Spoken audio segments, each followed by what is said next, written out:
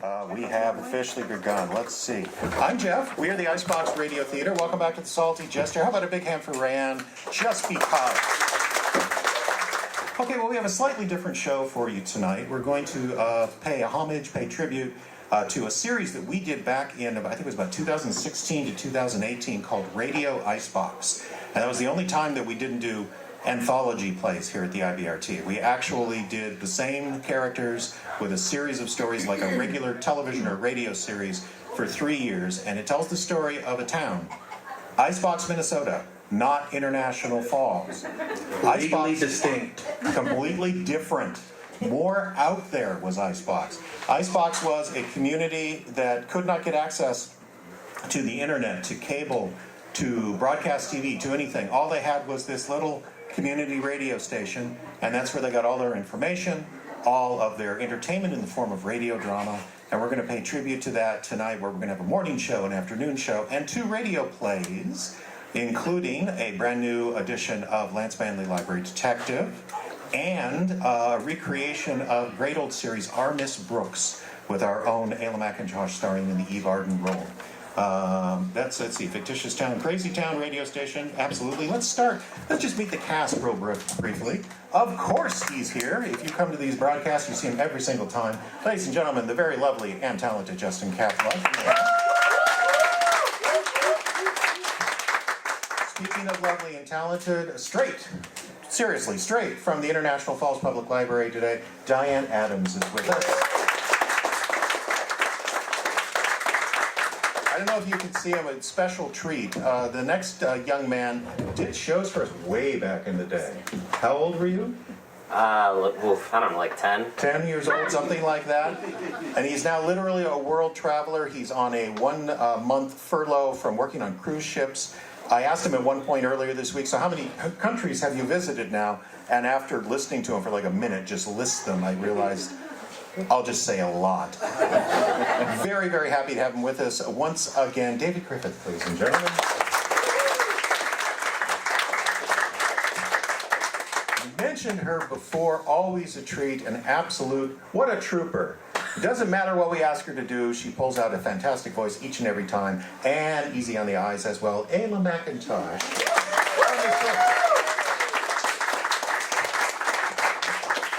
You heard me mention Lance, and I believe he found a way to be completely obliterated by me, which is his want. The shy, the lovely, the talented Caleb Silvers.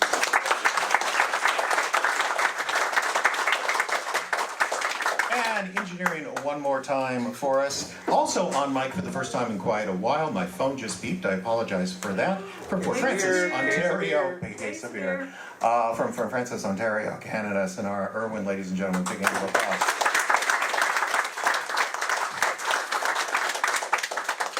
Somebody asked me when the show starts. Boy, do we have news for them. Yes. Just tune in. One of my favorite things about doing this, of course, is we do actually broadcast these shows. We broadcast on Facebook and our own streaming station. So if you bear with us, we just have a couple of buttons to press and get started right away. Thank you so much. When we come back, when you hear us next, you will be in Icebox, Minnesota on a crisp fall morning, where Cody and JJ are just about to begin the morning show. In just a minute.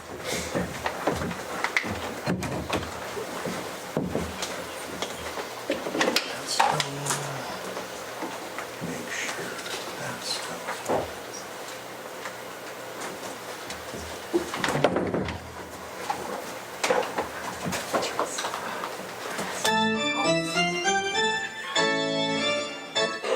not that cute.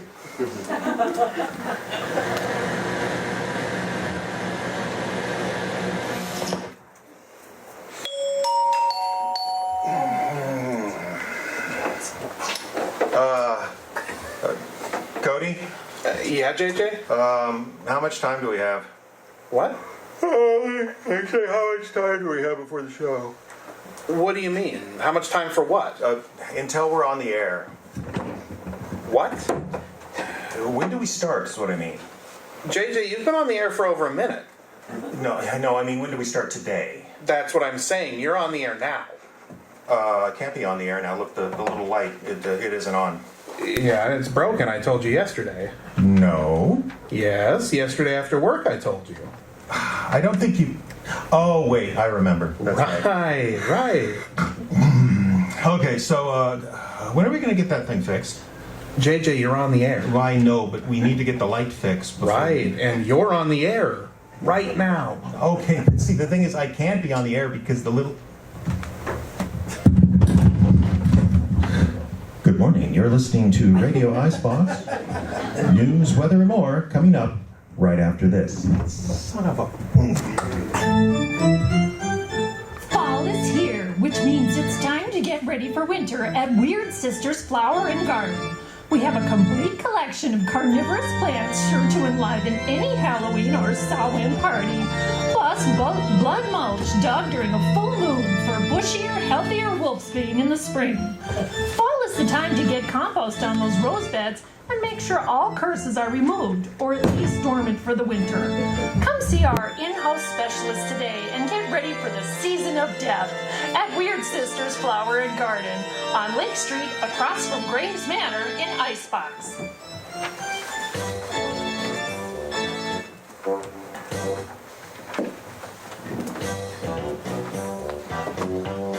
Hi, it's Woody. I still got the guide service and bait shop there, but you gotta come on here and tell you about it. Spend money on an ad. My wife will get mad at me next time we have a bad month. Gotta advertise, she keeps saying, says that all the time. Me, I think my regular customers are enough, but she wants a new minivan, so we gotta advertise. So, come on to Woody's, where it's always been. Down there by the lake. Oh, the old Dutch guy finally come through, so we got some fresh potato chips on the rack up front. That's a reason to come through, I guess. Oh, and the fellow landed one of them sea monsters last week. Got it in a jar. You should come down. Just $1 a peek.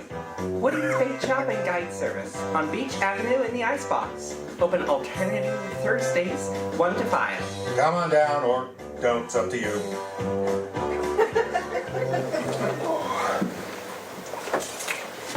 Got to irrigate. It's very important for radio. Okay, we're back. And we're actually on the air. Oh, quiet you. It's Radio Icebox, the station you tune in when you don't have a choice. And we want to thank all of our wonderful sponsors for making this show possible. I'm JJ. And I'm Cody. And we'll be your host for the next few hours, welcoming in a beautiful day in the prettiest town in Minnesota. It's 6:05. What's coming up on the morning show, JJ? Assuming we can figure out when we're on the air. Well, plenty of information, news, weather, and in just a little while, we're going to have a special matinee edition of one of our most popular drama series, Lance Vanley, Library Detective. Ooh. Do you think Lance can detect when we're on the air? You're pushing it. We'll be back with a look at community events right after this. Hi, it's Larry down at Icebox Hardware. Now, I put out the snow blowers and the shovels, but I don't want no trouble this time, okay? Alright? Last year I done this, all you people come in the store blaming me for the snow. Any person with a brain in their head knows that ain't how it works. It's gonna snow whether I put out the shovels or not, so I'll make you a deal. Alright? No one comes in this week, complains about having to look at shovels and road salt and such. I promise I'll put up the lawn furniture inside the store. Icebox Hardware, your headquarters for spring, summer, and miscellaneous. Look, if you're real nice, I might even put out the seed catalogs. Can we just get along?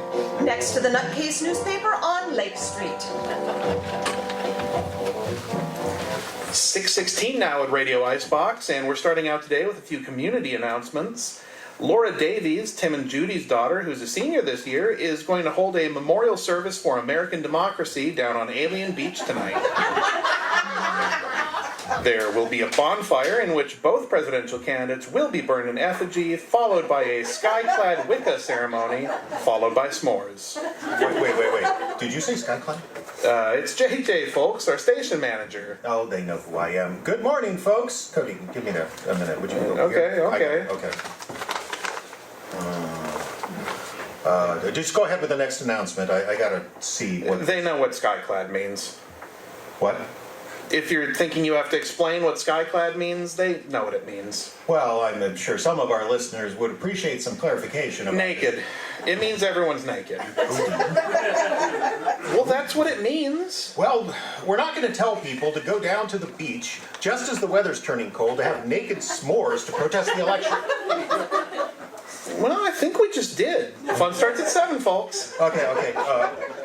Radio Icebox would like to take at this time and offer an editorial opinion that we in no way support or stand against skyclad events at Alien Beach.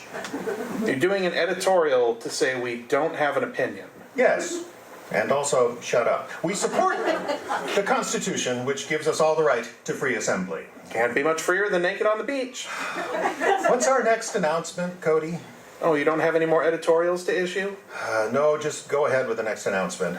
Okay. Wilbur Peterson is organizing a party to observe the skyclad bonfire from the bushes above Alien Beach. All right, you're making that up. Nope, says here, Wilbur assures everyone that observing the ceremony is vital for public safety, and you should, yes, bring your own binoculars and raincoat. No, don't do that. Wilbur, if you're listening, this is wrong and probably illegal. Don't go spying on the naked s'more party. But if you do, they're meeting at 7 o'clock in the pavilion. Is there any more announcements of community interest, Cody? Are there any more? Just tell me. No. Though Mrs. Abercrombie did want to request the help of 2 young men, preferably dark in complexion, to rearrange her rock garden. No, we don't read those anymore. Not after last time. Well, Mrs. Abercrombie, if you're listening, we're sorry. She shouldn't have gotten so pinchy. News and weather next.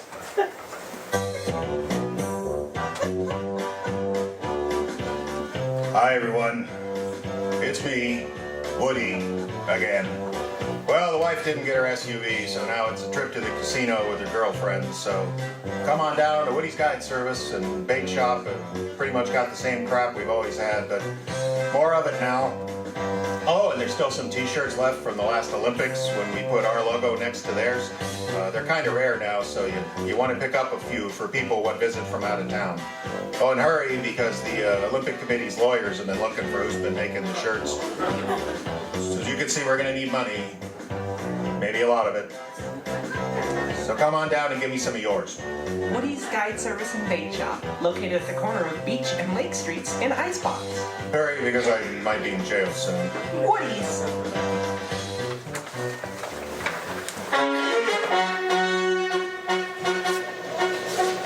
Good morning. Time now for news headlines from Radio Icebox Newsroom. This is Jacob Jameson. And Cody Redu reporting. A protest is being organized to stop the skyclad s'more party and political rally slated for Alien Beach this evening, being organized by Gloria Peterson of Canal Avenue. Mrs. Peterson is concerned about the state of public morals in our community and claims that the combination of nubile naked bodies, along with roasted marshmallows with chocolate, represents a risk to right-thinking people everywhere. When asked if she wasn't just organizing her protest because her husband Wilbur is planning to watch the event, Mrs. Peterson said, quote, "Don't worry, I'll deal with him soon enough," end quote. Naked S'more organizer Laura Davies was sleeping in and unavailable for comment. Highway crews working east of town on Minnesota Highway 8 have found what appears to be thousands of 80s vintage video cartridge games buried in the mud on the road fronting Pete Delaney's home. The games ran the gambit from famous titles like Tetris and Ms. Pac-Man to more obscure offerings like Hunter Bob's Gun Cleaning Challenge and Mystic Pizza, the video game. All the cartridges were in decent shape considering they have been in the ground for 40 years, and some effort is being made by Dee Dee down at the library to locate a working cartridge game system to see if the recently exhumed offerings will still play. Pete Delaney, who would not speak to reporters other than to shout, "Go away, they'll see you," through a closed door before shutting down his house, closing the curtains, and pretending not to be home. A flock of Canadian geese are being blamed for a convenience store robbery on Highway 71 last night, after Shirley Balto reported 7 of the majestic gray, black, and white birds coming into the Stop and Shop near the junction with County Road 710 and refused to leave. Though Mrs. Baltar does not claim the geese actually demanded anything, she does claim they stared at her funny until she opened the register. The geese then took all of the available paper money, US and Canadian both, and waddled out of the store. The geese took to wing before police could arrive, making their getaway in a picture postcard fashion as they rose up into the sunset, flying in a perfect V formation. This is the first reported case of foul play at the Stop and Shop since 1997. You should be ashamed. Your weather forecast calls for widespread, beautiful fall foliage and chilly temperatures, causing half the population to annoy the other half with starry-eyed rhapsodies about the autumn leaves. Whilst the annoyed half of the population stares skyward and grumbles about the inevitability of winter, the election, and eventually death. You're listening to Radio Icebox, the station you choose when you don't have a choice. Stay tuned for Lance Manley, Library Detective.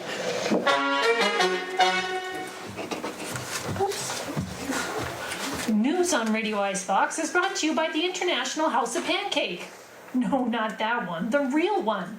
The one that straddles the US-Canada border and is actually made of real pancakes. A must-stop for any visitor in the Icebox area. Our IHOP is not to be missed. And don't worry, founder and pancake architect Carl Howell Delaney is on his medication again and promises not to repeat the spontaneous shaving incident of 2014. That's the International House of Pancakes, located where County Road 232 meets Ontario Route 4 in Icebox.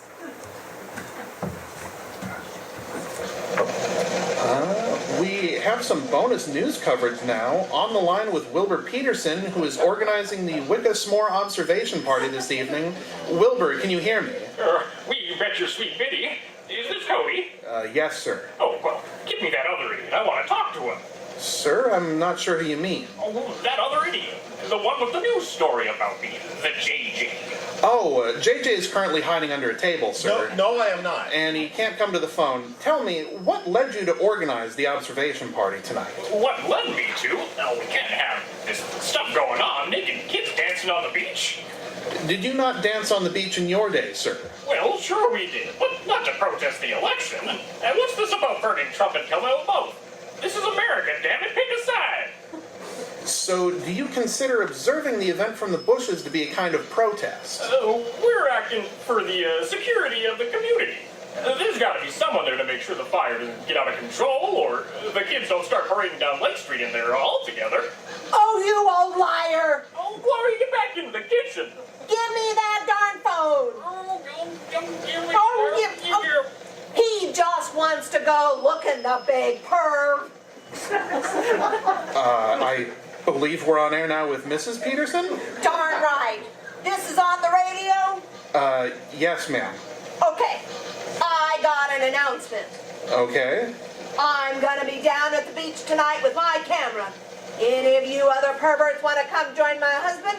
You just might find your picture on the bulletin board at the grocery store. Oh, no, don't do that. Bill was going to bring his telescope. Or maybe I should just go down to the beach and join the girls. What do you think about that? May I have the phone, please? The surveillance event tonight is canceled. Okay, so sounds like there are changes to the activities on the beach tonight. Yes to naked s'mores, no to pervy observation party. Stay tuned to Radio Icebox. We'll bring you more news on this story as it develops. Coming this fall on Radio Icebox. It's a tragedy, Cecil. If Grandma finds out I've accidentally killed the Italian ambassador, it will create a scandal from which the family might never recover. The story of a young girl with a huge heart and a serious delusion. The manor house must be saved. It's Downtown Abbey. The story of a woman named Abby who lives in an apartment downtown. Oh, pish posh, Grandmama. I shall go into the village and do the marketing myself. This is 1913, after all. Oh, what are you talking about? I'm a liberated woman. Well, liberate yourself down to the Super One and get my Diet Coke. Yes, it's Downtown Abbey. The story of a poor Minnesota girl who decides it would be better to be a rich English woman. I can't stand the thought of marrying and leaving Pierce Good Manor. It's the only home I've ever known. And you, Rothschild, our loyal butler, you are my only true friend. Okay. But do you want fries with that? Downtown Abbey. The story of a woman obsessed with saving a huge estate when in fact she lives above an insurance office in 2 rooms. Father, we must modernize or the estate will be lost. Oh, for God's sakes, Abby, what estate? We've been living on 7th Street since before you were born. But Father, what of you and Mother? What of the generations to come? Look, I just gotta put in 2 more years at the sewer department, then Mom and I'll be fine. As for future generations, ain't gonna be none if you keep weirding out all the boys. Oh, Papa, I'm not ready to marry any man. And they're not ready for you. Downtown Abbey. Coming this fall to Radio Icebox. I say, cricket, anyone? Nah, it's just a really big mosquito. Ew, ew, ew, ew.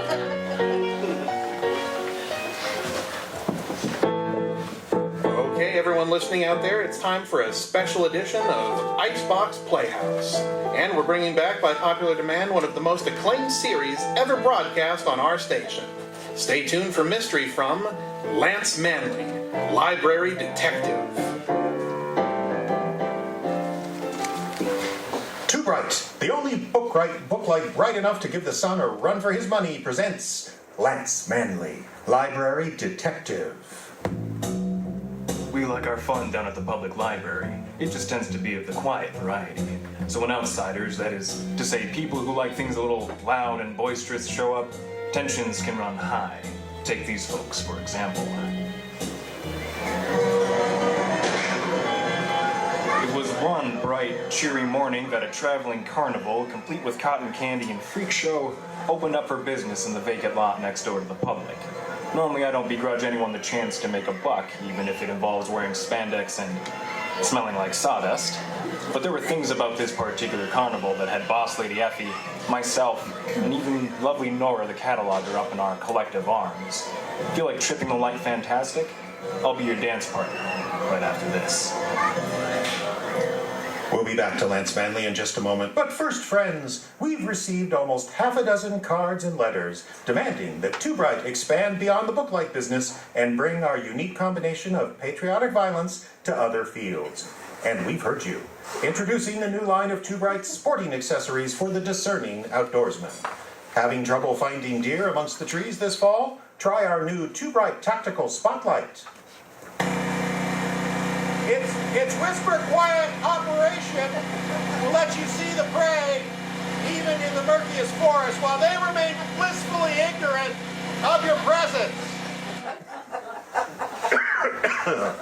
Or if angling's more your game, coming next spring just in time for open water season, the Too Bright Fish Finder. Fish nearby. Fish nearby. Yes, Too Bright. The name you've trusted to threaten and intimidate your neighbors can now do the same to nature. Just ask for Too Bright at your local sporting goods dealer and get lit in the woods this fall. Too Bright. And now back to Lance Manley, Library Detective. I heard a song once that said life is just like a circus. Until recently, I would have gone along with that little chunk of musical wisdom. But now that I've seen a real circus up close, I gotta say I can't see the similarity between their loud and bedazzled life and my relatively quiet existence at the public.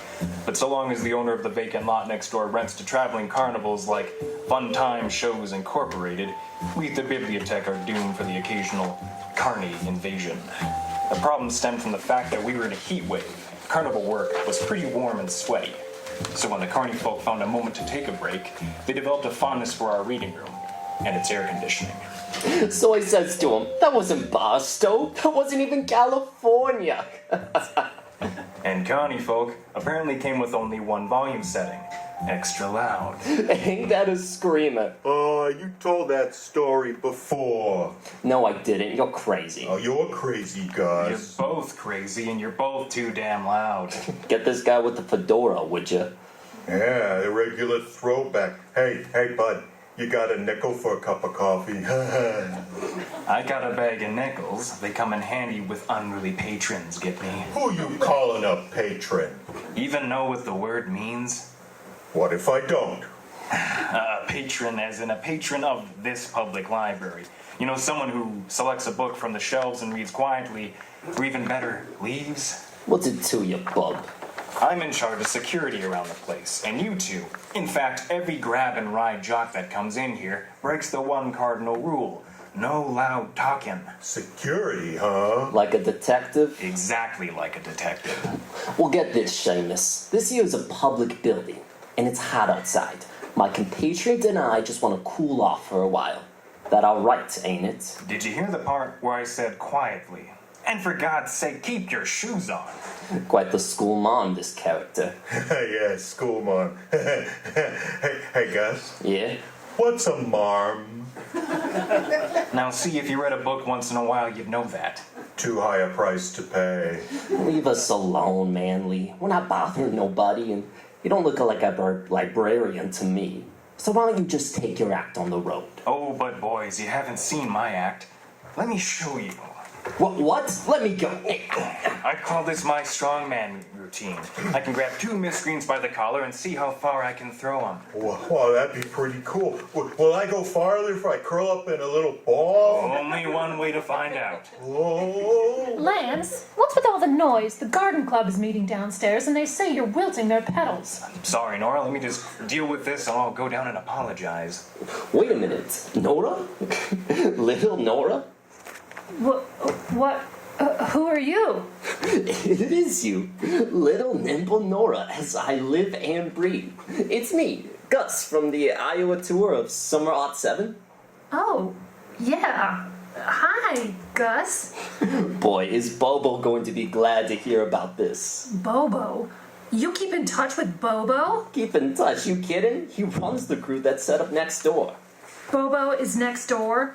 Right now? Sure. Wait till he hears you're here. He'll smear his makeup. Yeah. I gotta go supervise the garden club. Thanks for taking care of this, Lance.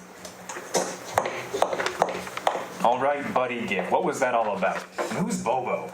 Easy, Seamus, you'll wrinkle the material. Bobo is top dog in our show, and a pretty good clown to boot. And that girl, that's little nimble Nora, the greatest tightrope walker and acrobat the company ever had. That's impossible. That woman's the best cataloger this library's ever had. Hey, a dame can be 2 things at once, can't she? Alls I know is when my boss finds out, he's gonna be over the moon. We could use a good acrobat. You think she'll quit her current life just to jaunt around the country with the likes of you? Me? Nah. But you're not getting the whole picture, Manly. Bobo and Nora used to be engaged. I hate to admit it, but that statement shocked me so much I dropped my carny. And before I could snatch the 2 of them up and get more info, they scurried out the door and were gone, leaving me with nothing but a fistful of questions. Luckily, I knew right where the answers were hiding. Go away! You don't even know who it is. Is it you, Lance? Yes? Well, then go away! Well, you don't listen too good, do you? And you don't hide so good. Your own office? I'm not hiding. I'm just making myself scarce to avoid this conversation. What conversation's that? Oh, don't toy with me, Lance. You know what I'm talking about. I'll save you the trouble of asking. Yes, I dated a clown. Well, the boys I rousted just now thought it was a little more than dated. Tell me, did his knee honk when he got down on one knee? Did he get the ring from Cracker Jacks? You're enjoying this, aren't you? Oh, a little. I mean, I just found out my best gal used to be an acrobat. Yowza. It was just a phase, not a very pleasant one. Right after high school, I tried a lot of things. I was on the gymnastics team in school and could do a few basic tumbling runs, and that was enough to build an act around. I did handstands, a little low trapeze work. It was fun for a while, but the road was an endless grind of small towns and back roads and guys who think the skimpy costume is a hall pass. Bobo, he was kind. He made it bearable. So you really were engaged to a clown? Well, the question was asked, but never answered. I'd half decided to leave the show when he asked me. That was the push I needed. I sneaked out after a performance one night, found a bus station, and headed home. I started college that fall. I don't regret anything except the way I left. I never said goodbye to him. I never said goodbye to anybody. And you didn't need to. I turned at that sound of that voice and beheld the very last thing I expected to see in a public library. A clown, all 6 feet 5 inches of him. Decked out in a jumpsuit covered in pink polka dots, the size of dinner plates, and a fright wig that shot out a foot from his noggin, and a face as white as snow. It was a clown, all right. The kind that would make most people laugh or scream, only this one had the saddest eyes I'd ever seen. And I was invisible as far as he was concerned. He only had eyes for Nora, and he looked at her like a starry man does his first meal. Hello, Bobo. Oh, Nora, my sweet. It's an undivided pleasure to see you again. I only half believed it when Gus told me the news. You look good, kid. Oh, you look just the same. Oh, clowns don't change, sweetheart. You know that. Yes, I do. Oh, this is Lance Manley. He works here with me. How do you do, Lance? Put her there. Well, that's not a joy buzzer in that mitt, is there? Oh, of course not. That's hack. Outdated. No subtlety. Come on. Shake hands. All right. Gotcha. Miniature whoopee cushion. Patent pending. Right.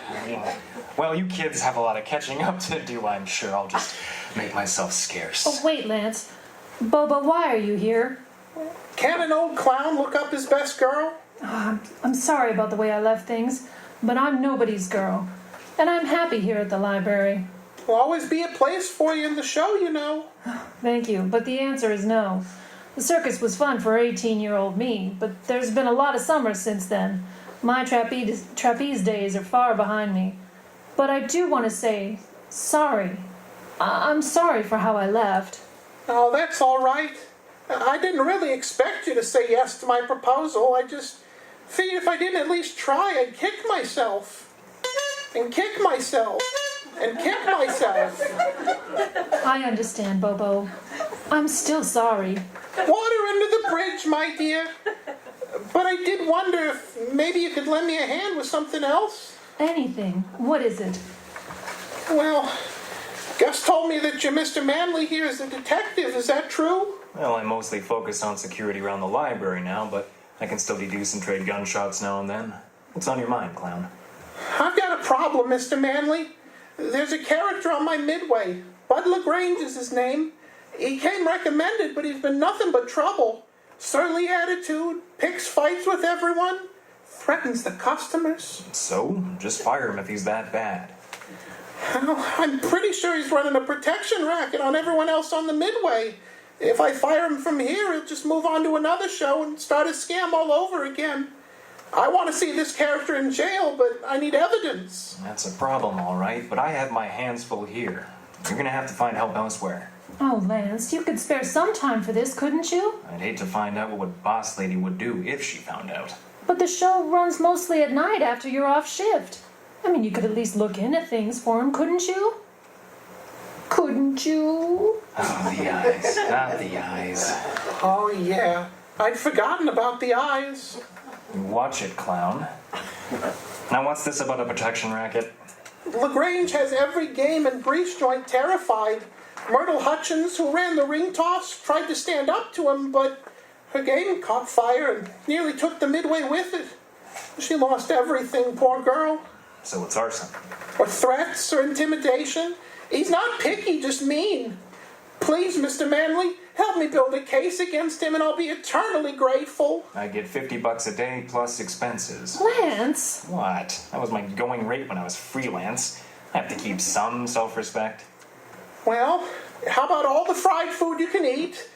Plus, I got some pictures of Nora in her old costume. Sold. What?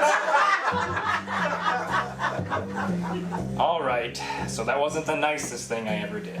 But agreeing to help an old boyfriend or whatever wasn't the nicest thing she's ever asked me to do. I found my way into the midway and the booth of one Bud LaGrange. He ran a shooting gallery game that was situated in a prime spot near the ticket booth.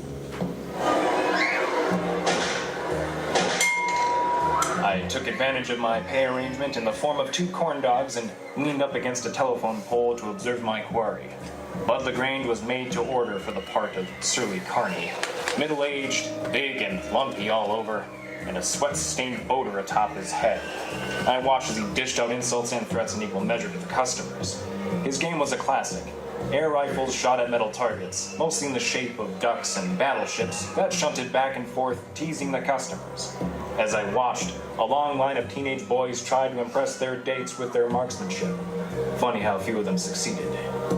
Finally, after a good half an hour of watching, I crossed the dirt lot and plunked down my 4 bits for a chance to play.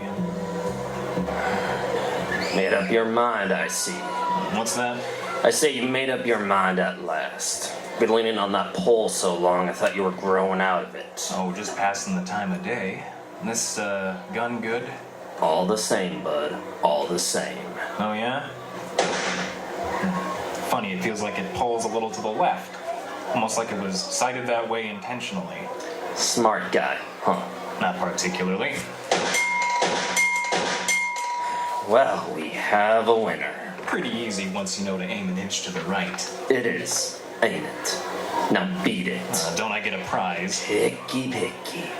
You're entitled to anything from the top row. Well, give me that funny-looking bird up there. My girl has a thing for pigeons. I'll bet. Of course, you might too, right, LaGrange? I know you. No, I'm just doing a favor for a friend. You might know of a friend as Nimble Nora, used to do acrobatics for the show. I wasn't with this crew then, but I heard of her. What about her? She's a little worried things aren't all Jake around here. Word is someone is strong-arming the Midway folk, demanding protection money, and starting fires. It's not healthy to ask questions like that. Not around here, anyway. Dangerous? Very. That's all right. I got a box of Band-Aids back at the office. Band-Aids? That's funny. As if what happens around here could be fixed with a Band-Aid. A sling, then? Or maybe a casket? I'm gonna remember you, Mac. You gonna play again? Oh, you gave me the bird. That's enough. Then move along. Not safe hanging around shooting galleries. Know what I mean? I'll see you, LaGrange. And take some pliers to those sights, will you? The customers deserve a sporting chance. Bud LaGrange said goodbye with a phrase I can't repeat, and I strolled away, a stuffed bird under my arm and my head full of questions. I moved down the Midway, talking to whoever would talk to me, which wasn't many. The general sense I got was that these people were scared, and any time I brought up words like protection racket or threats, they practically shut down their booths and hid.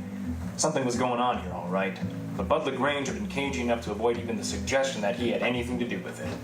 So I headed back to the public to have a think. The staff door was near the back, and since we'd already closed for the night, I headed there and got out my key. As I got close, I got the shock of my life. A body, a particularly lovely body, lay on the sidewalk right in front of the door. I rushed to her. Nora! Oh my God, what did they do to you? Don't yell in my ear. Oh, my head. I'm sorry, let's get you inside. Oh, thanks, Lance. Come over here under the table. Yeah, I could use a sit down. All right, now tell me what happened. I don't know. I locked up for the night and then I remembered some paperwork I'd meant to take home. I turned back to unlock the staff door and wham! Lights went out. Did you see or hear anything? How about the time? No, he sneaked up on me good. I did glance at my watch right before I put my key in the lock, though. It was 8:27. That's only 3 minutes ago. That means he had you on the ground when he heard me coming. Save me again, hey, Flatfoot? Don't even joke about that. Come on, I'm gonna take you home. Oh, I can make it, Lance. No doubt you can, but concussions are nothing to mess with. I want you safe in bed behind 3 or 4 locked doors as soon as possible. What is it? I started asking around the carnival tonight. Everyone there is scared. Now someone clocks you with intent to whatever? A bit of a long coincidence, isn't it? It is. What are you doing now? Like I said, I'm gonna get you home. Nix, if you're going back to that carnival, I'm coming with you. Nora, this... Don't Nora me. My head's clearing and my dander's getting up. When you figure out who hit me, brother, you better stand back, because his face and my shoe have an appointment. You think you can kick him in the head? Acrobat, remember? Hey. Lance. Right, let's get going. All right, so maybe I should have insisted, but if you think you've seen Stubborn, I assure you, you have not until you've seen Nora Diamond with her mind made up. So back we went to the carnival, in full swing now with all the booths operating at near capacity. I was just wondering how I was going to get LaGrange alone when Nora took things out of my hands. Hey, you! Line starts back there. Well, the line can wait. You're on a break. Who the hell are you? She's with me, LaGrange. Oh, the Seamus. Why did I just know I'd see you again? You say this broad is with you? Hey! She is, and you'd better do what she says. Or what, exactly? Or you can expect a night in the slammer for assault and battery. Not to mention a fair fight this time. How about you throw a punch where I can see you, huh?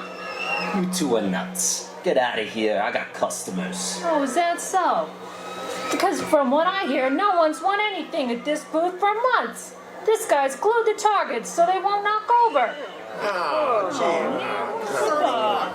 Well, there goes your line, LaGrange. I could have tossed you off the midway for that. What it is you two want anyway? I already said, you want an assault and battery charge. What are you talking about? Well, I was locking up the library just now and someone slugged me. Some cowardly Jew snuck up behind. You fit the bill. Watch it, sister. You watch it, LaGrange. You're looking at jail time. And when the cops find out about the protection racket you've been running, it'll turn into years. Now I know you're screwed. Protection racket? I ain't been mixed up in any such thing. Unless you count being on the wrong end. What do you mean? There's a racket on this midway, alright. But I ain't the one running it. I've been paying through the nose like everyone else on this crew. To whom? Who do you think?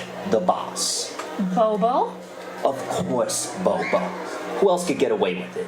The company says he can only take 20% of our take to cover costs, but he finds ways to double or even triple that. If anyone dares complain, the stall has a little fire problem. I don't believe it. You're little nimble Nora, right? Well, you haven't known Bobo for years. That clown act, it's just for show. Inside, he's as hard-hearted as any Connie that ever lived.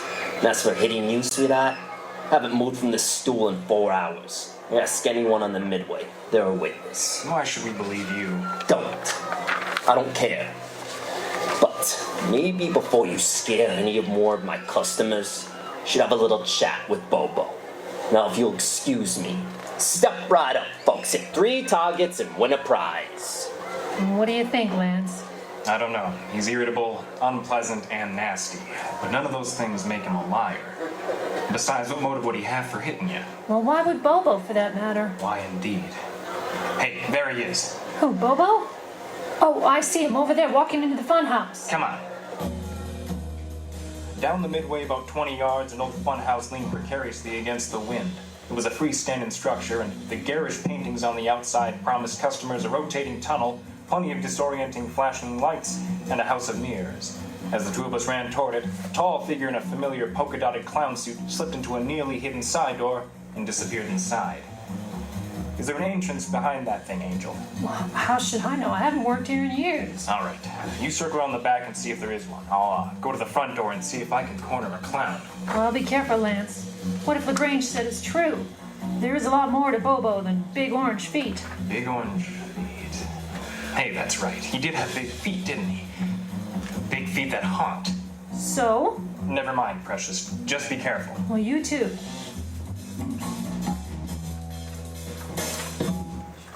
I watched as Nora disappeared around the other side of the building. Then I walked up the steps, and through the door I'd seen the clown enter.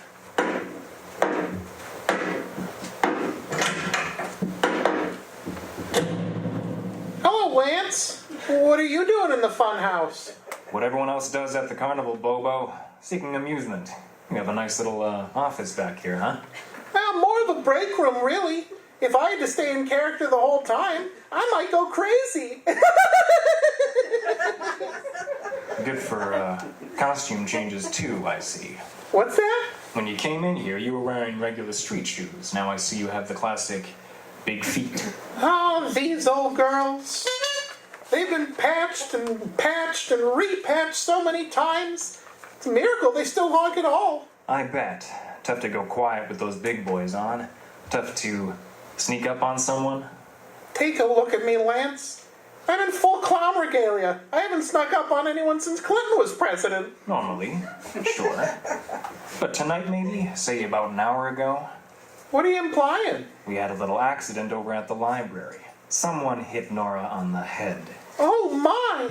Who would want to do such a thing? I don't know, maybe someone she abandoned years ago? Someone whose heart she broke? It was LaGrange. He's the one. He has no motive, and he was in his stall all evening. Well, then it must have been somebody else. Probably the one running the protection rackets on the Midway. I couldn't agree more. And as a matter of fact, I'm down to one suspect. I see. Well, I'm glad to hear it. I trust you've had your fair share of elephant ears and corn dogs? I have. Well, then maybe you should wash them down! So long, Flatfoot! A seltzer bottle. Can you believe it? That clown hit me with a seltzer bottle and I never saw it coming. I ran out of the tiny office and into the fun house proper. The lights were out, and despite what they called this place, it felt more like a spook house to me. I slipped into the house of mirrors. You'll never find me in here, Flatfoot! Why don't you take your free corn dogs and call it a day? Because you hit Nora, that's why. Why'd you do it, clown? If you loved her like I loved her, you'd understand. So what's your plan? Kidnapping? Murder? Do I look like a guy who has a plan, Lance? You look like a guy who's got jail in his future. It's over, Robo. These rackets, the job with the carnival, all of it. That's what you think. I'll slip away into the night and find some other show to run. You'll see. The back door. Nora! I sprinted around a Candyland diorama and got lucky. Bobo had left the emergency exit wide open, and the light from the moon helped me find the doorway. When I got outside, I found the clown out cold. The footprint of Nora's pump tattooed to the side of his head. Nora, wincing in pain, stood over him. Nora, sweetheart, did he hurt you? No, I did what I said. I kicked him right in the head. I can see that, but why the anguish routine? Surely you don't feel sorry for the clown. Oh, of course not. I just forgot what happens when you try to split kick without warming up first. Ow! So that was that. The cops came, carried Bobo away, honking all the way, and the next morning we came to work to discover the vacant lot next door vacant once again. The carnival had packed up and moved on to the next town. Boss lady simmered down from snarling orders to gentle rumbling, and poor Nora spent a solid week getting to know a variety of ice packs. As for me, I went back to my office, picked up my feet, and looked at the one souvenir I'd kept from this dizzy affair. A red nose, one of Bobo's I picked up from the dirt. And I contemplated, what makes a man a clown for a living? And what darkness might be hiding underneath that grease paint?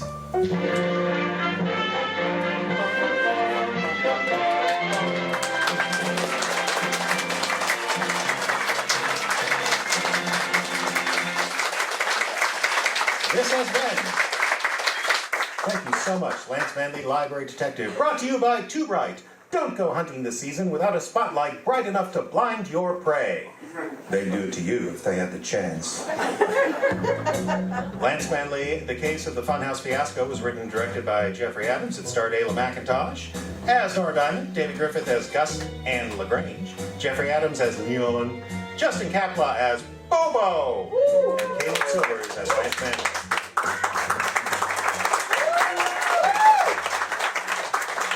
Sound effects and engineering by Sonora Irwin. Okay, folks. We hope you enjoyed Lance Manley, but that's not the only drama in store in our broadcast day. Tune in later when the Icebox Radio Actors Guild will bring you a special treat, a revival of Our Miss Brooks, the legendary comedy series starring Ayla McIntosh. That's Our Miss Brooks coming up a bit later. Right now, I need to go sweep the leaves off the front walk, and Cody had to climb the transmitter tower because some kids TP'd it again. So we're going to schedule a little musical interlude, or you might even call it an intermission. you have access to a beverage or snack, I would take advantage of that if I were you. Bear with us, we'll be back with our Miss Brooks and more in just a bit. You're listening to Radio Icebox, the station you choose when you don't have a choice.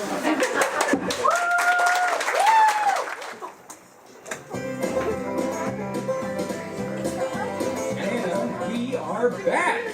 Welcome, listeners, to Radio Icebox. I'm Carl. I'm Abby, and you're listening to PM Icebox. Not PMS. That's different. It is. I hear enough of it at home from the wife. Yeah, me too. What do you mean? Well, when Carol is, going through it, and you're not around, she calls me. Oh, I didn't know that. Yeah. The show's starting weird. Which is very normal for this station. What do we have coming up, Carl? She calls you, like, really? Carl. What does she say about me? Carl. Right. We have a full show for you folks this afternoon. JJ is going to be along with the news in just a bit. And don't forget, we have a special presentation from the Icebox Radio Actors Guild later on. Oh, I'm looking forward to that. Of course you are. You're the star. No, it's not just that. Our Miss Brooks inspired me to go into radio. It did? Yeah, I was going to be an education major. And then that show made me change to broadcasting. Do I even want to ask why? Well, if I have to be honest, the main reason I wanted to be a teacher is that there was this really cute science major in that department. And since Connie Brooks could never catch her Boynton. Her what? Mr. Boynton, the science teacher Miss Brooks keeps chasing, hoping he'll catch her. No, but I'm guessing if you tune in later, listeners, you'll find out whose Boynton does what on our Miss Brooks. How about a commercial? Before they abandon us all, sure. News is next.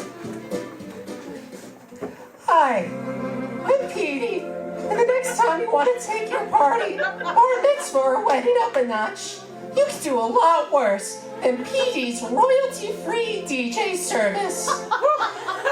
I got all the gear, all the sounds, and all the beautiful energy to keep your party going all night long without having to pay 1 cent in artist royalties. That's real important. My Uncle Dave went to law school for a year, and he told me so. So all of my songs are 100% free of copyright and 100% fun.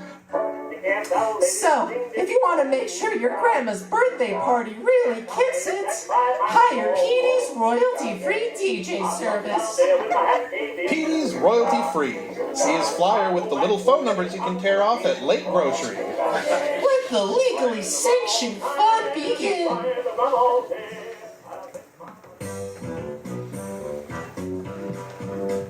Hi, this is Woody again. I'm here spending good money, so as you all know about the bake shop, what's been there for 20 years is still in the same place, and we still got all the same stuff we used to have because, well, no one comes in and buys anything except for ammo, and Jerry Cleaboard picked up a new deer rifle for opening day, so I guess all that no inventory the wife made me get is going to waste, right? I mean, have you seen this stuff? Pink rifles, pink. She says the girls will like them better, but my own daughter thinks it's gross and sexist, so figure that one out. Doesn't matter, because no one ever listens to me anyway. So we got a lot of it, whatever it is. So come on down to Woody's, please. Christmas is coming up. That's Woody's Bake Shop at Beach Avenue in Icebox. Same place as it's always been. If you can't find it now, you probably ain't coming. Woody's.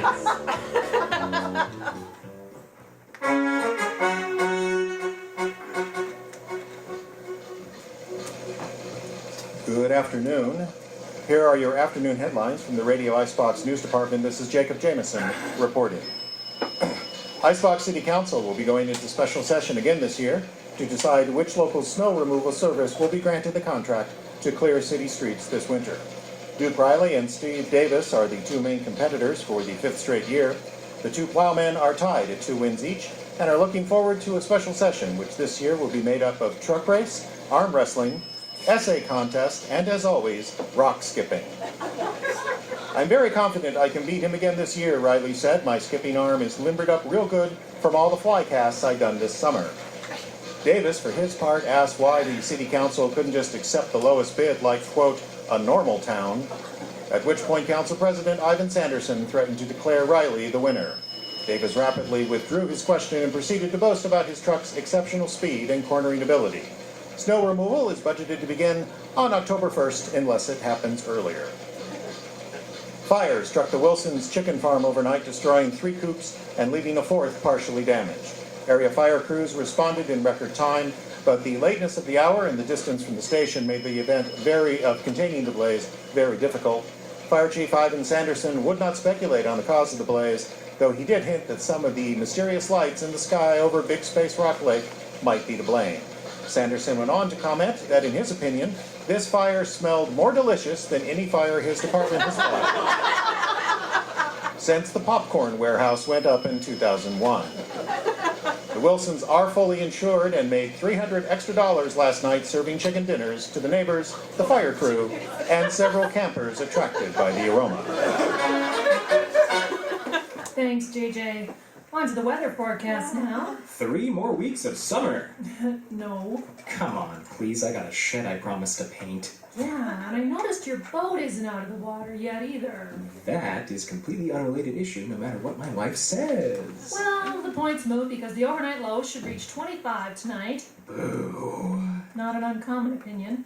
Tomorrow's high 55 with a chance of sprinkles, and that could transition overnight. Don't. Transition. Don't. I said transition. And I said don't. To flurries overnight. Quiet, you big baby. It'll all melt off by noon. Oh, small comfort. Winter looms, Abby. I know. Looms. Like a specter of doom over the populace. You weren't gonna go all poetical again, are you? Rail. Rail against the coming night, Minnesotans. And that's our weather report, complete with commentary. Can you hold down the fort while I get ready for the play? I don't think so. It's a rhetorical question, Curl. This is Radio Icebox. The Icebox Radio Actors Guild with our Miss Brooks is next. Well, hey there, this is Bob Wilson. And this is Rita Wilson. Coming on to let you know that Wilson's Chicken Farm is going through a change. That's right, Bob. Recent events have forced us to reconsider our career choices. That and the fact that chicken farming's hard as hell. And the only good chicken is one on a plate as far as we're concerned. So we're proud to announce the Wilson's Chicken Farm is now Northland Open Pit Barbecue. That's right, Rita. We got chickens and all the trimmings for just $4.99. And we'll add spare ribs once we catch the pig. Now, it's kind of simple at the moment, just a tent and plastic flatware. That's right. But we're gonna get better. And shadowy government men in black always eat free. That's Northland Open Pit Barbecue out Old Space Rock Road east of town. If it's foul, we'll grill it. At Northland Open Pit Barbecue. Okay, as promised, we have a special presentation now from the Icebox Radio Actors Guild. From 1948 to 1957, the classic sitcom Our Miss Brooks graced the airwaves at CBS for over 150 episodes. Now we at the Radio Icebox are proud to present our own recreation of Our Miss Brooks. Our Miss Brooks, who teaches English at Madison High School, is as conscientious about her work as any other teacher. But she's come to realize lately that there are things outside of the classroom which also demand her attention. There are 2 things which I feel I must do to keep abreast of the times. First, I read all the latest statistics on the cost of living, and secondly, I never miss Little Abner. It's not that I approve of Little Abner's grammar, but with my salary as a school teacher, I have to know what's going on in Dog Patch so I won't seem like a yokel when I move there. For this reason, Mrs. Davis, my landlady, started packing me a lunch so I could save the money I'd spend in the school cafeteria. Although she's come up with some pretty weird recipes. The first sandwiches she constructed for me were made out of loganberry jelly and cucumbers. I was still grateful that I didn't have to eat the miserable food they've been serving in the cafeteria lately. I'd never believed in the old expression the food was swimming in grease until one day when I walked by a steam table and saw 2 pork chops doing the Australian crawl. Anyway, last Friday when the bell for lunch period rang, I realized I'd forgotten to bring my lunch from home. So I picked up my purse and a fifth of Pepto-Bismol and headed for the cafeteria. Before I reached the door of my room, it opened and our principal, Mr. Conklin, walked in. Good morning, Miss Brooks. On our way to lunch, are we? We? Oh, you mean my purse and I? Yes, sir. We were going to live dangerously again. That's what I dropped by to talk to you about, Miss Brooks. Those types of remarks about the cafeteria have got to stop. Oh, I realize the food they serve isn't as good as the Waldorf Astoria or the Ritz Hotel or Pete's Pigsty. Yes. But you must remember, Miss Brooks, that our cafeteria is operated at a very low margin of profit. And even that is turned back into operational costs. Now, I've just had some very, very disturbing news from Mrs. Ditson, the school dietitian. Oh, what happened? Did she eat there? It's no laughing matter. Sales have fallen way off, and although the Board of Education doesn't hold me directly responsible for the operation, the cafeteria is part of Madison, and I am Madison's ruler. I mean principal. Well, what exactly do you want me to do, Your Excellency? Mr. Conklin? I want you to find out the temper of the student body. You have the confidence of most of the pupils here, and I admit their attitude has me a little worried. I dropped into the cafeteria yesterday, and I swear I heard rumblings. Was that before or after lunch? Very amusing, albeit extremely ill-timed. I'm counting on your cooperation. Will you carry the ball for me? Yes, Mr. Conklin, I'll carry the ball. Provided I can have someone to run interference. You know, help me out. Someone like who, for instance? Someone like whom? Don't show off. Who do you want to help you? Well, I thought maybe Mr. Boynton would be good. The students in his biology class are very fond of him. Oh, they're not the only ones. Oh, why, Mr. Conklin, you've been muscling into my subconscious. That is, I usually have lunch with Mr. Boynton, and, well, together we could... Oh, very well. Draft him. Aye, aye, sir. But impress upon him the necessity for discretion. It all may be a tempest in a teapot, and remember, I want as little publicity about this affair as possible. Yes, Mr. Conklin, I understand. Good. As you were. Now, let's see now. How was I? Oh, yes, on my way to the... Come in. It's me, Connie. You forgot your lunchbox this morning, so I brought it down for you. Oh, that was very sweet of you, Mrs. Davis. What's in it? What would you like to be in it? Well, frankly, I've gained so much weight since I stopped eating in the cafeteria, I'd like to find a Think Thin sandwich in it. A Think Thin sandwich? What's that? A slice of oxygen on 2 rice cakes. Oh, you don't have to worry about your figure, Connie. Although I do think it was a good idea of mine to start giving you lunch so you can save enough to pay me the rent money. Oh, I'll get that straightened out as soon as possible, Mrs. Davis. Now, I have to... I don't want you to worry about it, Connie. As the old saying goes, there's no sense in both of us worrying. But do you know something, Connie? What, Mrs. Davis? My brother Victor once saved so much money by eliminating lunches that he could afford to spend 2 weeks at the Mayo Clinic. The Mayo Clinic? What was he suffering from? Malnutrition. And an English teacher shouldn't say suffering from. Sorry. I may be getting over it. My sister Angela once eliminated both breakfast and lunch for 3 months.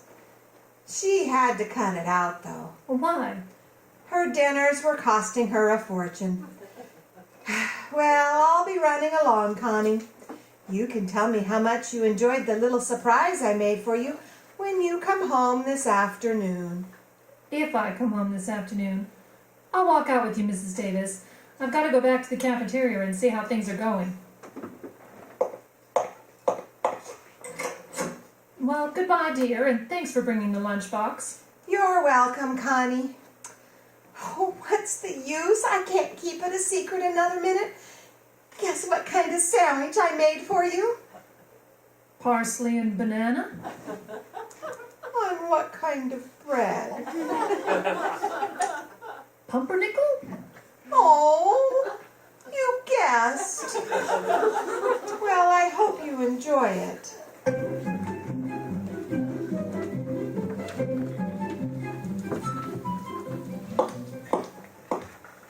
Well, here's the cafeteria, but there don't seem to be very many. Wait, Miss Brooks. Oh, Did I scare you? no, I always turn this color around lunchtime. Well, it's only me, Stretch Snodgrass. Well, why is Madison's star athlete lurking around outside the cafeteria? Well, I ain't lurking. I'm not lurking. I didn't say you was. Were. Were what? You know, you confuse me sometimes, Miss Brooks. Skip it, Stretch. What did you want to tell me? Well, just that when you go in the cafeteria, you shouldn't buy anything. The student body is going to boycott the place. There's a meeting right now with the Board of Strict Strategy. Oh, well, who's on it? The board, I mean. Well, Walter Denton and Harriet Conklin, mostly. Mostly, huh? Well, Harriet's father will mostly take care of her if he finds out about this. Where are they meeting? In the room where they print the school paper, you know, the Madison Monitor. I know the name of the paper, Stretch. I made it up. Oh, yeah? Oh, it's a good name, Miss Brooks. Madison Monitor. You know what I like about it? It rhymes. It rhymes? With what? Well, I don't know with what. It just rhymes. Madison, Monitor. See what I mean? If I did, we'd both be in trouble.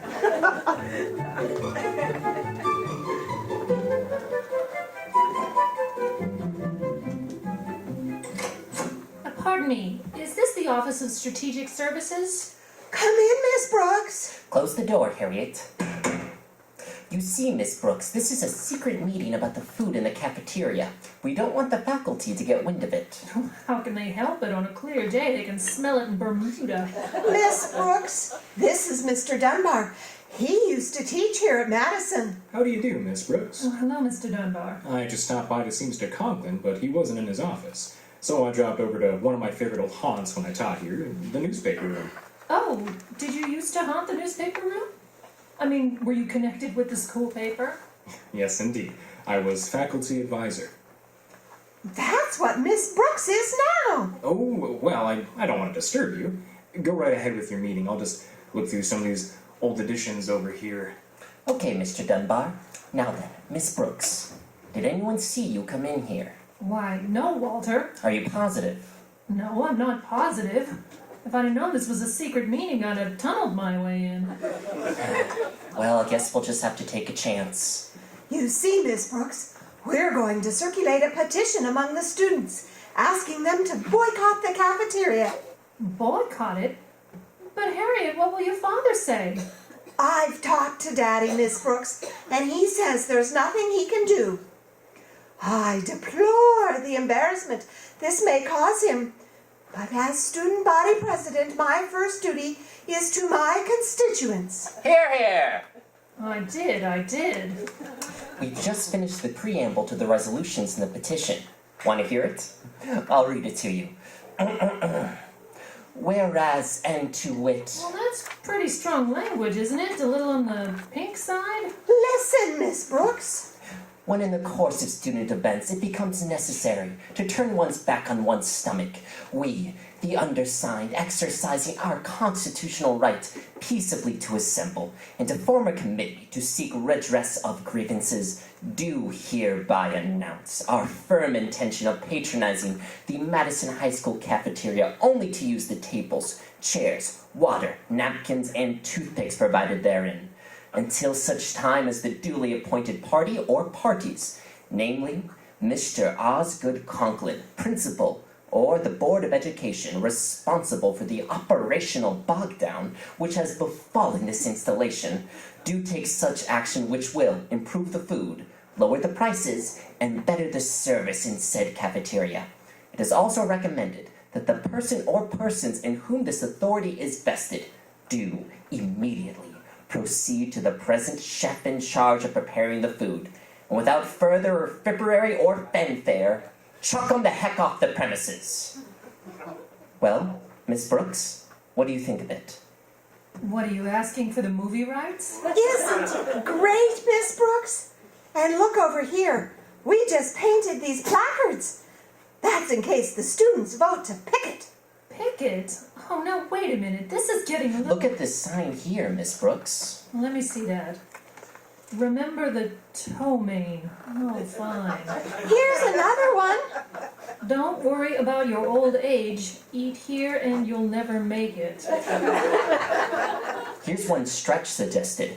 It goes, remember the saying, whatever goes up must come down? Well, in our cafeteria, whatever goes down... Walter, now that's going too far. There must be some other way we can get conditions improved. What you kids are suggesting is practically a mutiny. Believe me, Miss Brooks, there isn't any other way. You've always been completely honest and frank with us, Miss Brooks, and your honesty and the constant veracity of any and all of your statements is something that has acted like a beacon for us pupils. A beacon. And a yardstick to measure our own actions as regards to our relations with our fellow students, and so Please, Walter, let's not have a sequel to the preamble. Listen, I know the food in the cafeteria isn't very good. Just not very good, Miss Brooks? Well, pretty bad, then. Just pretty bad, Miss Brooks? Well, putrid. Hoorah, she's on our side. Here, Miss Brooks, take this sign. We're making you an honorary picket. But I don't want to be a picket. Don't you see, we've got to avoid all publicity or Mr. Conklin will just It's too late now. You're in this thing as deep as we are. I'm in this thing as deeply as you are. Well, this has certainly been an interesting little caucus, but I'm afraid I'll have to be running along now. Glad to have met you, Miss Brooks. Oh, thank you, Mr. Dunbar. Goodbye, Mr. Dunbar. So long. Goodbye, kids. Was a very nice fellow. Yeah, he used to teach English too. Of course, now he's the editor of the Evening Gazette, one of the biggest papers in the county.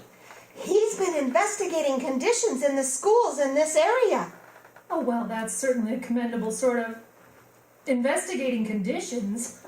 But he just heard me say that the food here was putrid. So?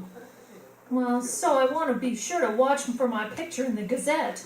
Do you think it'll be on the front page? No, in Little Abner. There's going to be a new school marm and dog patch.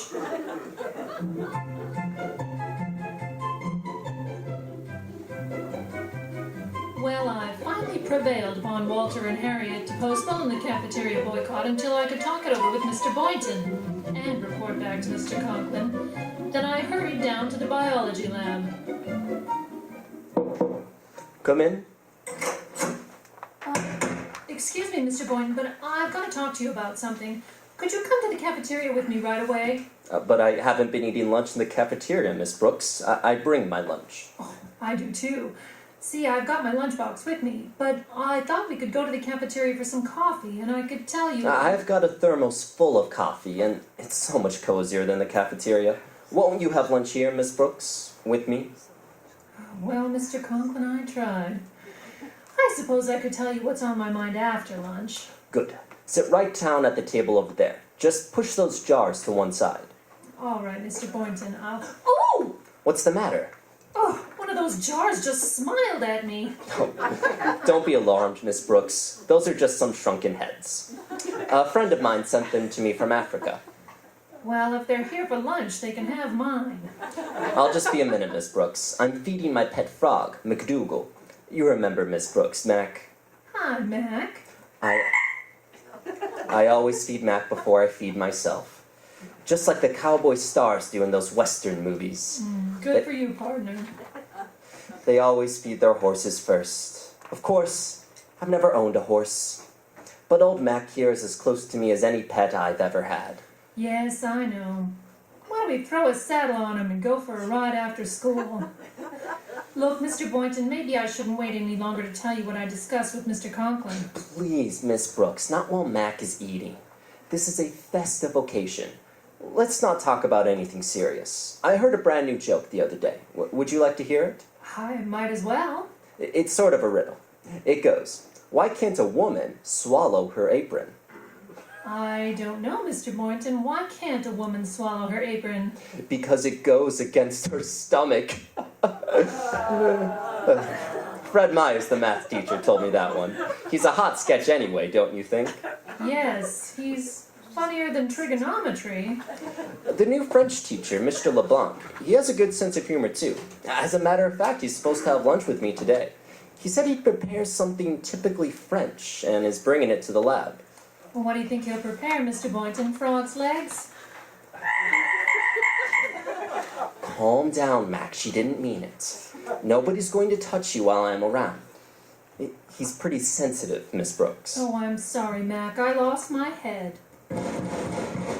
Let me in, please. That's LeBlanc now. I'm sorry I have to kick on your door, Mr. Boynton, but as you can see, my arms are full.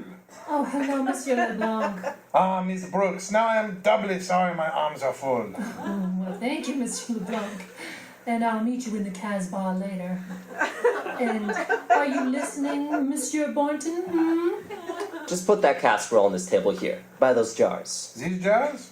Okay, very well, I shall... Oh! Mon Dieu, what are these, the Board of Education? Yes, the African branch. What's in the casserole, Monsieur? Oh, it's a famous French recipe, Miss Brooks, called boulettes de boeuf, hache sauce moutarde oven blanc. Which means? Meatballs. I assure you, they are better than the food served in our cafeteria. Well, see, this reminds me. The kids have gotten up a petition to boycott the place, and... Oh, good for them. Well, it may be good for them, but it won't be so good for me unless I can do something to stop it. You see, I promised Mr. Conklin... Please, Miss Brooks, let us not talk shop, huh? Well, Mr. Boynton, everything is ready but the sauce. This I must simmer for a few minutes. May I use your Bunsen burner? Of course. I'll turn it up for you at once. Well, I'm not very hungry. Could I just boil an egg in the sterilizer? Miss Brooks, just hold this dish right here. So, yes, soon we'll be having the finest eating in the world. While you're waiting, I'll tell you a story, yes? Fine. This is a very old story handed down from the time of Napoleon Bonaparte and the Empress Josephine. Please, stop me if you have heard it, Miss Brooks. Oh, I doubt it. Josephine and I weren't very chummy. Yes. Well, once upon a time, there was an emissary from the court of England. But he was not an emissary, but he was a spy. And he had a message to another spy tucked beneath his belt. A message in code, of course. Go on. Well, when the spy got to Paris, he was apprehended by the Sûreté, the police. And so, he thought he would take the message from beneath his belt and swallow it. But he could not. Why? Because it went against his stomach, huh? I don't get it. You say he had the message tucked underneath... Never mind, Mr. Boynton. He can explain it later. Could I stop holding this dish over the Bunsen burner now? My nails are melting. Oh, but of course. Let me smell it. Oh, delicious. Just needs one more thing. Let me see. Oh, Mr. Boynton? Yes? Do you think we could persuade Monsieur McDougal to stroll through the sauce? He's only kidding, Mac. Take it easy. That's a boy. There are some plates on that shelf over your head, Miss Brooks. Would you mind to hand me a few of them? Well, all right, Mr. Boynton, but I'm afraid I won't be able to join you right now. I'm too nervous about Mr. Conklin. If he caught us eating here instead of the cafeteria, he... Will you please stop worrying about Mr. Conklin, Miss Brooks? I assure you that the only reason he goes to the cafeteria is for appearance's sake. He's probably got a nice homemade lunch hidden in that safe of his in the office. In the safe? Mr. Boynton is right. Let's forget about Mr. Conklin and enjoy our lunch together. Just the three of us, like the Three Musketeers, no? I'll make a toast. For one and for all. All for one and one for all. All for one and one for... Wait a minute, is this formaldehyde?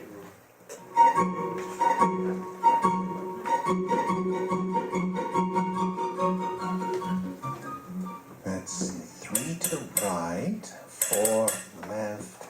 Now 2 more to the right. Yes. There we are. Now for a nice chicken sandwich, just the way I like it. Plenty of lettuce.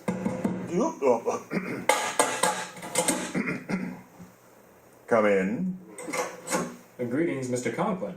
I'm Martin Dunbar. I used to teach for you a few years back. Do you remember me? Dunbar. Oh, yes, of course. You taught Latin, didn't you? You're close. English. Oh, of course. Well, always glad to see any of my old teachers. Drop in any time. Oh, I did. I dropped in today. Oh, well, I'm rather busy right now, so... Same old evasive Osgood. What? Now, see here, young man, by what license do you call me by my first name? Same old pompous Osgood. Pompous? Why, what do you... How dare you? Same old blood pressure, too. Look, Osgood, as editor of the Evening Gazette, it is my duty to expose certain things to the public view.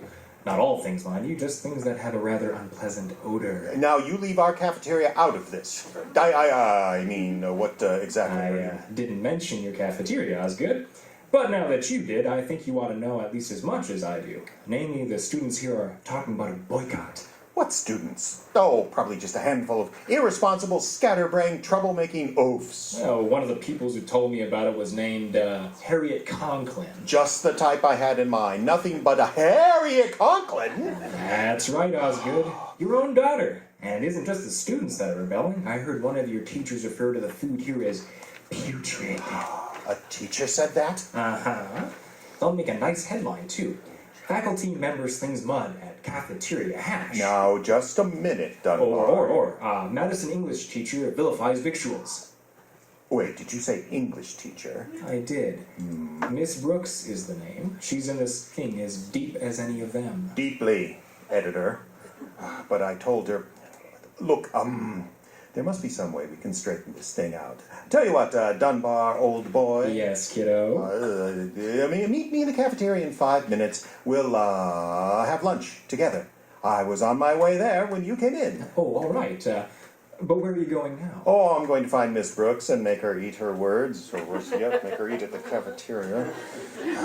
See you in a little while, Dunbar. Mr. Conklin, before you go... Yes? You better slam that safe again. Your lettuce is showing.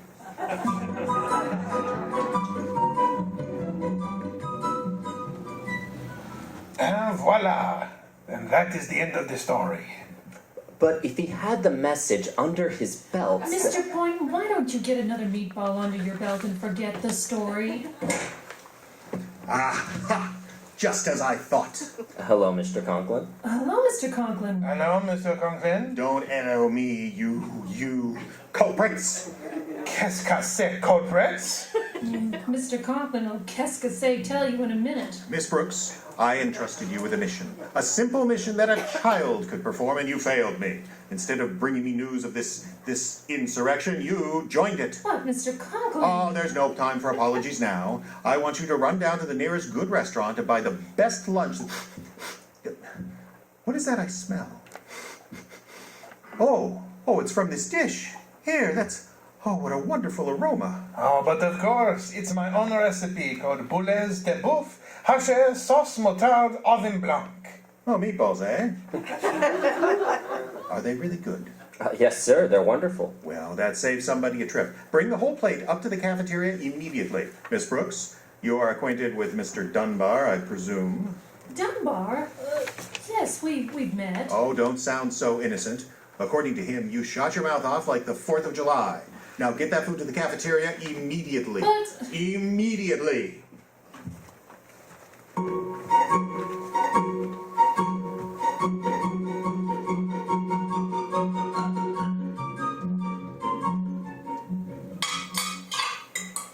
Oh, well, I must say that was the best meal I've had in or out of a school cafeteria. Well, I wish you'd repeat that statement, Dunbar. I see my daughter Harriet and her idiot consort approaching. Oh, well, hello, kids. Hello, Mr. Dunbar. Hello, Mr. Conklin. Why, Mr. Dunbar, you've cleaned your plate. Oh, of course he has. The food was wonderful, wasn't it, Mr. Dunbar? It certainly was. That means we can call off the boycott. What did you do, Daddy? Fire the chef? Oh, better than that, my dear. Look, there behind the steam tables. Oh, lunch lady, an order of meatballs, please. 1 meatball's coming up.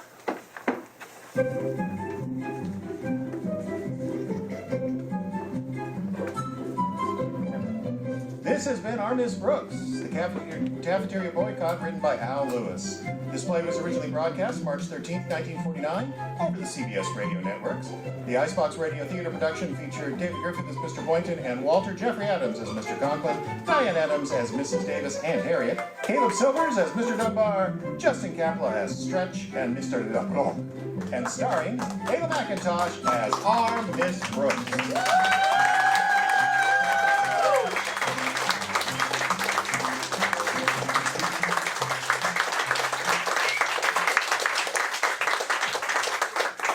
Well, thank you so much. That is our show tonight. We will be back on the Jester stage for, of course, a special Halloween show coming up October 24th. Mark your calendars. That will be a Thursday, just so you know. So a school night. Don't get too spooky crazy. I believe...